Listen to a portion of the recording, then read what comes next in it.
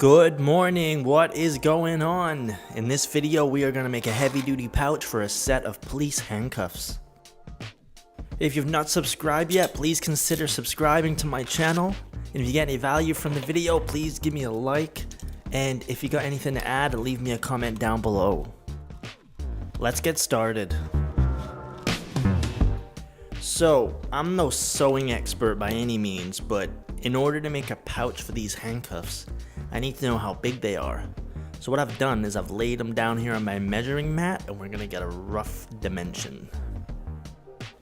So these are coming at 4 inches by 3 inches long. So when we do our little design here, we have to take that into consideration. So I'm only going to be making 2 of these, so I've not really put too much effort into my design. As you can see here, I've just put it on a little scrap piece of paper.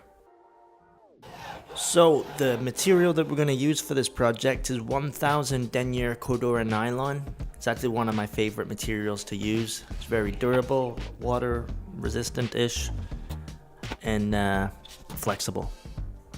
I still have projects from about 5 years ago that I made out of this batch of material, and they're still going strong.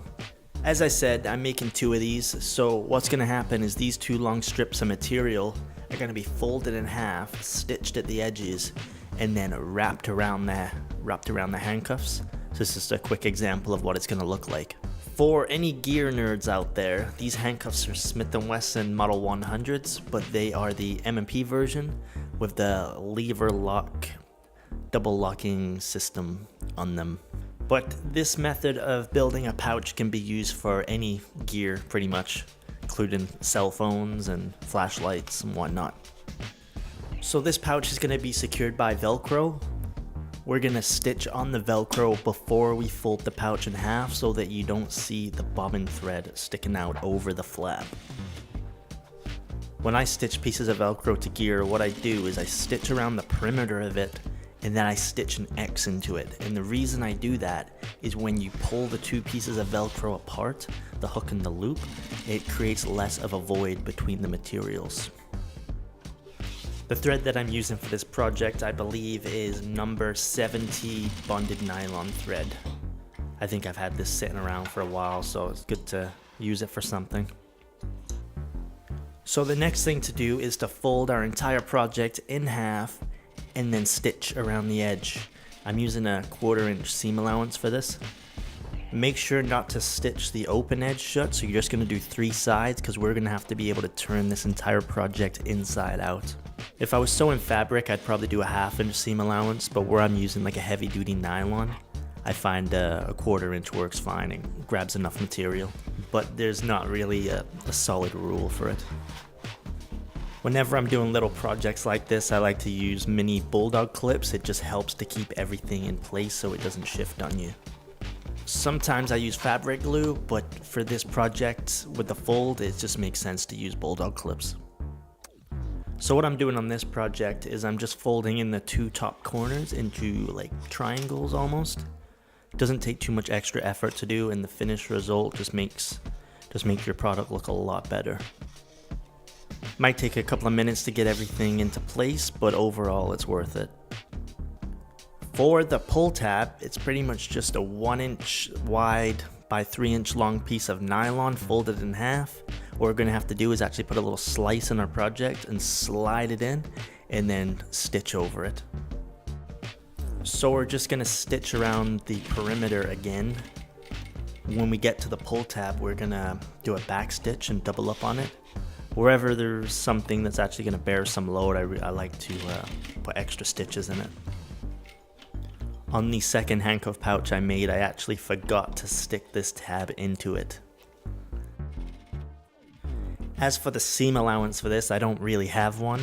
If you notice, what I do is I use these skinny feet on my machine all the time. And I'm just going to use that skinny foot as a reference to get that as close to the edge as possible. The closer to the edge that you stitch on this type of fold, the better it's going to look.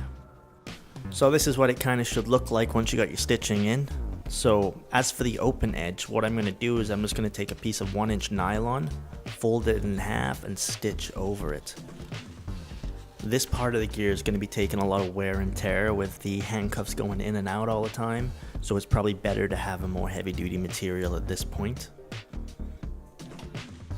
If you noticed on my little crappy blueprint there, how the two top edges actually flare out, that's so that when everything's all folded, the front portion of the pouch actually has an arch in it and comes out, and that just gives you a lot extra space to actually put things in the pouch.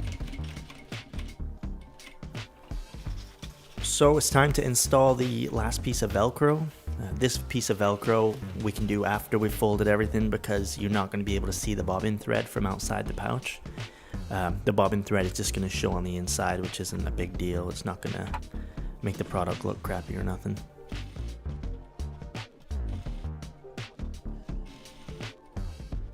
So it's starting to look somewhat like a handcuff pouch. You can kind of see it's taking shape. There's a couple more stitches, and we got to get the back piece that's going to connect it to a police duty belt. So I've drew a bunch of dots on the back of it. This is to line up the Velcro belt loop that I'm going to stitch on in a second. As for the dots, don't worry, they make sense to me, okay? That's all that matters.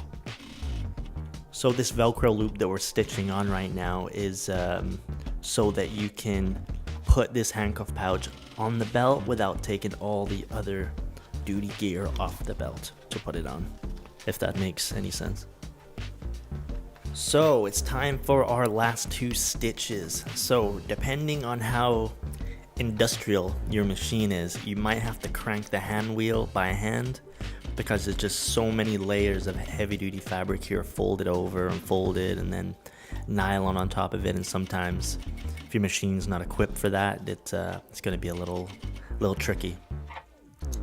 So the first side you stitch is going to be easier than the second side you stitch. So that arch that we designed into the product is for the other side, you're going to have to actually just manipulate the other side into place, because that arch is going to want to push it out. Okay, so this is our finished product. So fits the handcuffs nice. If I was to do it again, I'd probably design it an extra ½ inch bigger, but it doesn't really matter. It looks like pretty much something you'd get from the store, but I believe I'm probably using better materials and better Velcro, better thread. My estimates is that it probably cost $1.50 to make. So if you got any value from this video, please subscribe to my channel, like the video, and just watch my videos, because I need a lot more watch time. Thank you and take care. See ya.